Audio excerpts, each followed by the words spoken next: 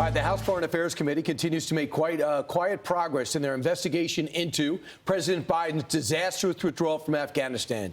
One committee aide closely involved with the probe telling the Washington Examiner, quote, "What we've learned so far was that this was entirely predictable. The State Department had blinders up after the Biden administration took over in January 2021. Joining us now to discuss this is Colonel Chris Douglas, who helped write the classified report on the withdrawal. First off, what do you think about the progress that they already cited with the House investigation?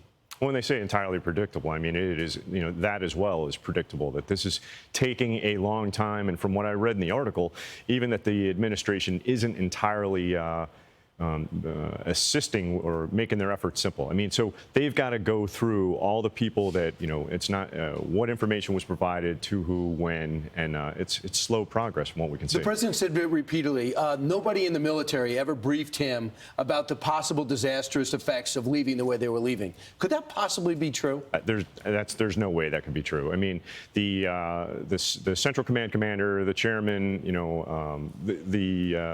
their communication directly with the president had to have been direct. So when you talk about originally the big problem was Khalilzad negotiating the Doha agreement without the presence of the Afghan government. But the Taliban said, we're not doing it if the current Afghan government is represented.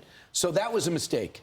I would say that was a mistake. I mean, so there's many missteps that cover all the administrations, but looking at this, the fact that they negotiated without the government, understandably, the Taliban wouldn't negotiate. Okay, so if we move past that, negotiations begin, as they did, there was still a conditions-based agreement.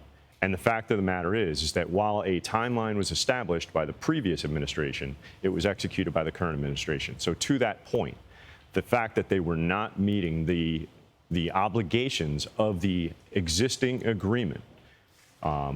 So where's it going wrong, Colonel? Where was the State Department running this and they had no business running it? Was the Defense Department too meek and docile, laying out in the background? Was the president too arrogant to understand the possible downside to leaving the way he's leaving?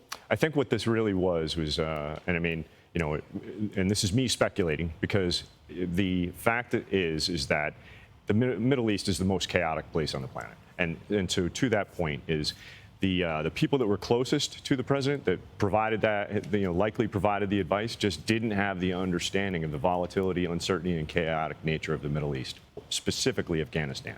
So that as Defense Department officials are saying, hey, this is going to happen, the state.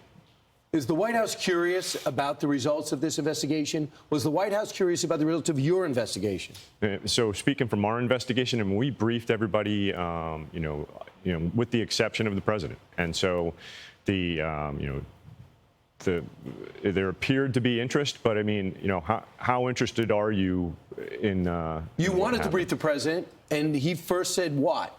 Okay, verbally, first written, then a half hour, then 15 minutes. You offered a 10-minute. And what did the president ultimately say? My understanding is that there were, as we were supposed to brief the president, ultimately we didn't brief the president, but we briefed the secretary, the chairman, Jake Sullivan, and those around him, but never got that brief. While we were prepared to give it, we never executed it. Just exit question. What are the ramifications about the way we withdraw? Those scenes of people falling off planes, the death of our guys at Abbey Gate. What is the ripple effect from those decisions? Oh, it just doesn't just affect us. It affects our allies and partners in the way we go forward and work with partner nations. And as far as the physical effects are the people that were lost, those that are still stuck there, and all of our Afghan friends that are still trying to get their applications into the U.S. or get approved while they're here. The mental and moral effects on our current and past military members and families are without words. Because, what do they say? What did I sacrifice? Why did I go there?